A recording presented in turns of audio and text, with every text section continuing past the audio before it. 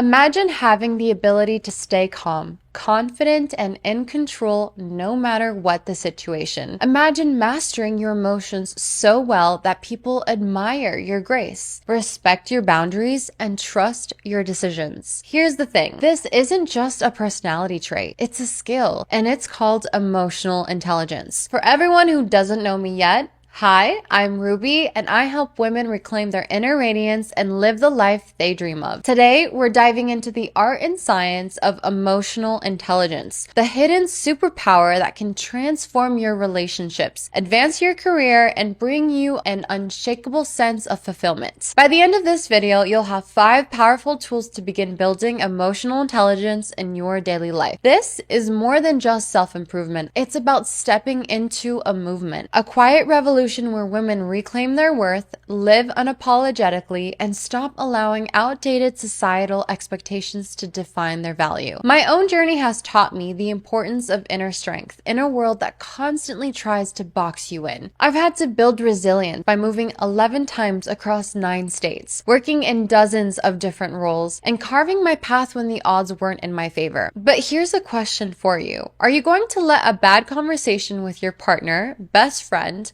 a rude coworker, or one moment of frustration decide your mood for the rest of the day? Or will you take control, rise above, and live intentionally? If you're ready to transform your life and master emotional intelligence, let's dive in. Before I get started, let me share a story about how I've used emotional intelligence to navigate some of the most challenging moments in my life. A few years ago, I found myself working multiple jobs, juggling waitressing, marketing gigs, and social media management, doing everything I could to stay afloat. On top of that, I was buried in thousands of dollars of medical debt, which felt like a mountain I could never climb. I remember one night in particular, when I was sitting on the floor of my tiny apartment. I felt completely defeated, and I kept asking myself, how did I even end up here?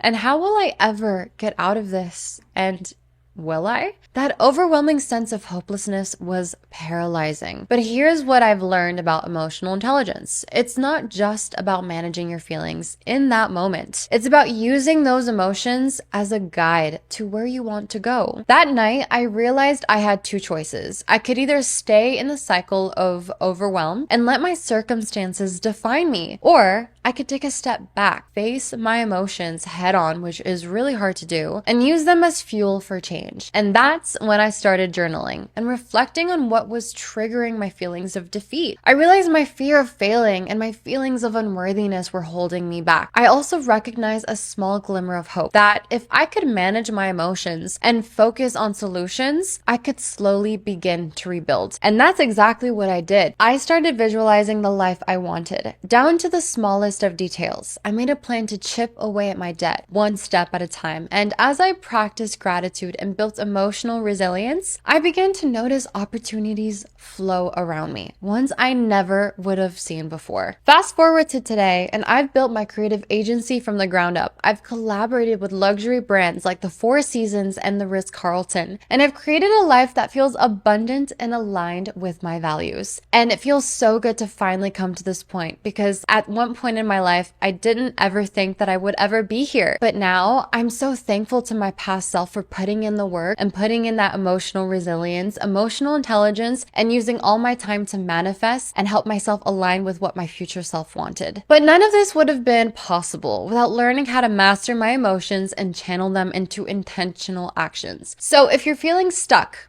overwhelmed, or like your emotions are working against you, I want you to know that you have the power to turn it all around. Emotional intelligence isn't just a skill. It's a way to reclaim control of your life and step into your potential. And today, I'm sharing the tools that help me make that transformation so that you can take those first steps towards the life that you deserve. Tip number 1, become aware of your emotional triggers. Let's start with a foundational piece of emotional intelligence: self-awareness. High-value women recognize their emotions without letting them take control. And one of the best ways to build this self-awareness is by understanding your emotional triggers. They're pathways to who you want to become. Think of it like this. Your triggers are automatic responses that your mind has learned over time, often due to past experiences or core beliefs. For example, maybe someone dismissing your ideas makes you feel unvalued or angry. Or perhaps you find yourself holding back because of an old belief that you're too much or not enough. By recognizing these triggers, you can stop reacting impulsively and start responding with intention.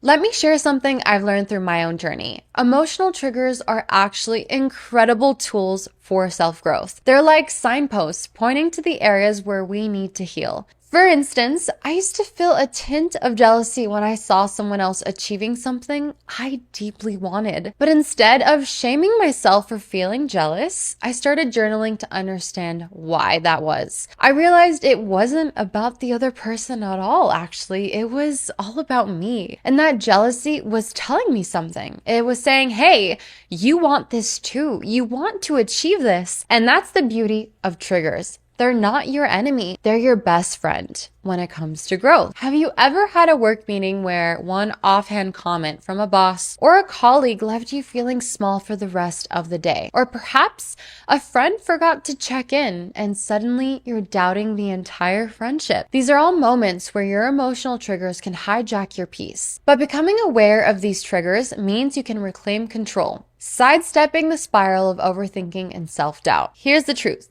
Every time you notice a trigger, it's an opportunity to heal and grow. So here's a little tip for you. Next time you feel an intense reaction rising, take a deep breath and ask yourself, what's really behind this feeling? Why am I feeling this? Journaling can be a powerful tool for this. So write down your emotions and explore the why behind them. For example, if someone else's success triggers you, dig deeper.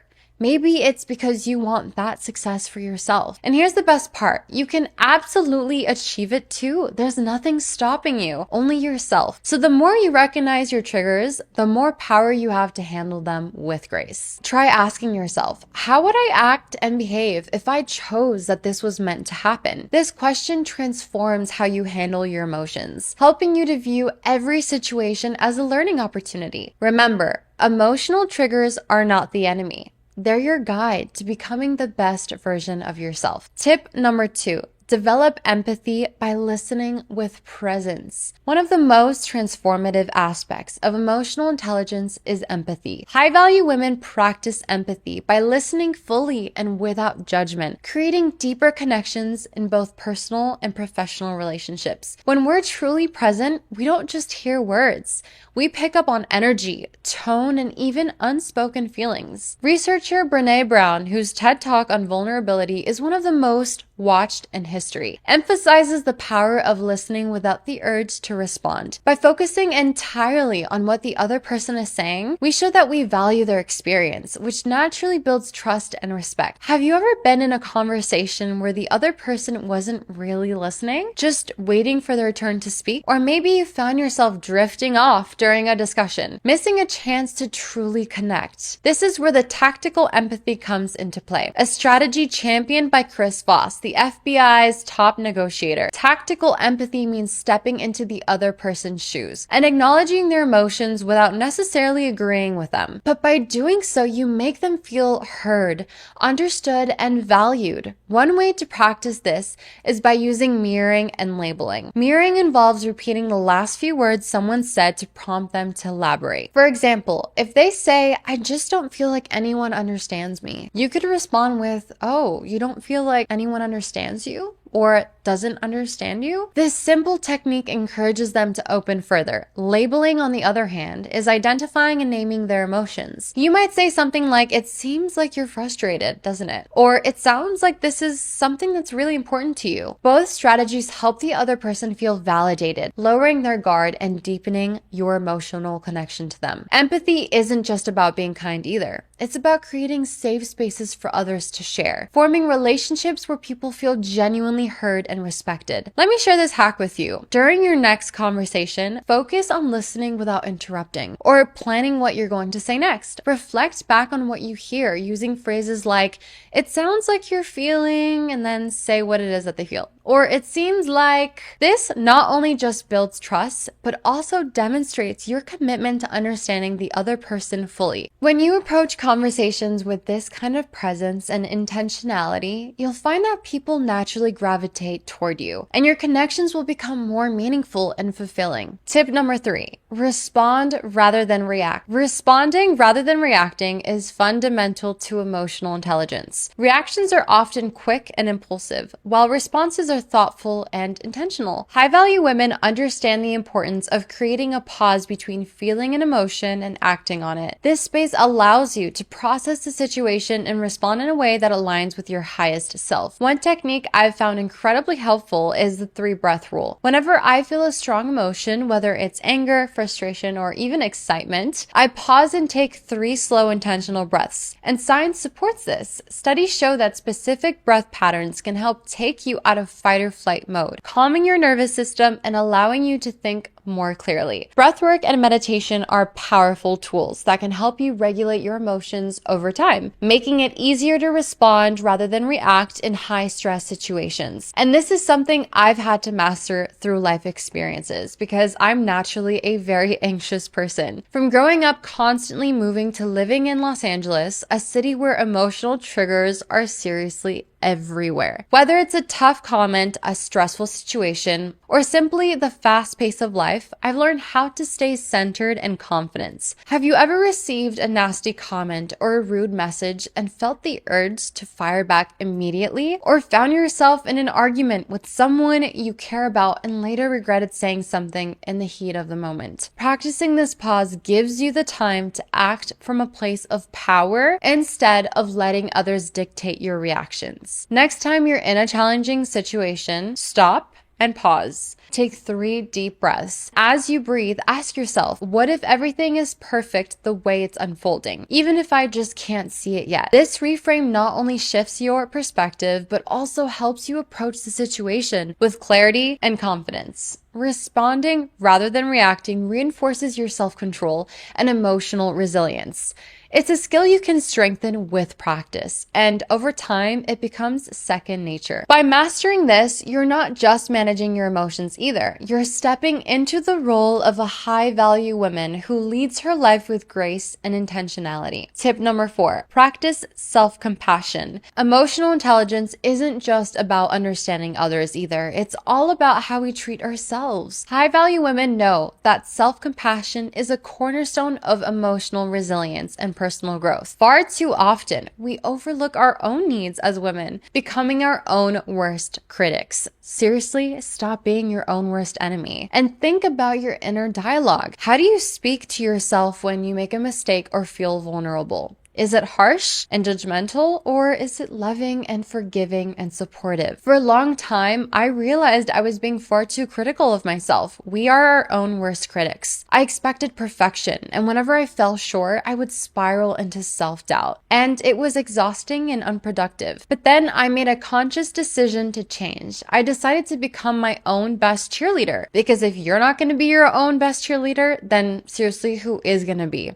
So I decided to love and embrace every flaw, every imperfection that I have. And that inner work was transformational. By changing the way that I spoke to myself, I created a foundation of self-love that made me more confident, less reactive, and emotionally stronger. Now I'm able to give myself the love and support I need to feel good, even in moments of uncertainty. Psychologist Christine Neff, a leading expert on self-compassion, teaches that being kind to ourselves in times of difficulty builds resilience. When we silence that harsh inner critic and replace it with compassion, we're not only kinder to ourselves, but we also become stronger and more capable of handling life's challenges. One way that I use this is whenever I go to the gym and I just don't feel like showing up today, instead of being a harsh critic towards myself, I actually give myself sympathy and champion myself for whatever I can do that day. Whether it's just a little bit or whether it's just putting on my gym shoes and making it and showing up to the gym. And that alone makes me feel like I have a safe space within myself and I'm a cheerleader and a champion of myself. I promise you, the moment you start to change that inner dialogue with yourself, you start to build up a way better relationship with yourself. Have you ever felt like you needed to be perfect to be loved or accepted, or found yourself spiraling into self-doubt after one small mistake? Those moments are opportunities to practice self-compassion and step out of that harsh cycle into one of self-love and understanding. So here's a practical exercise to help that. Try the self-compassion break. Whenever you're feeling low or overwhelmed, place your hand on your heart, take a deep breath, close your eyes, and say to yourself, I'm doing the best I can. It's okay to not have it all figured out. I deserve love and understanding. And this simple act cultivates inner strength and resilience, reinforcing your worth from the inside out. Being able to emotionally connect and check in with yourself by checking that breathing pattern also helps a lot. Remember, you are your own best cheerleader. By practicing self-compassion,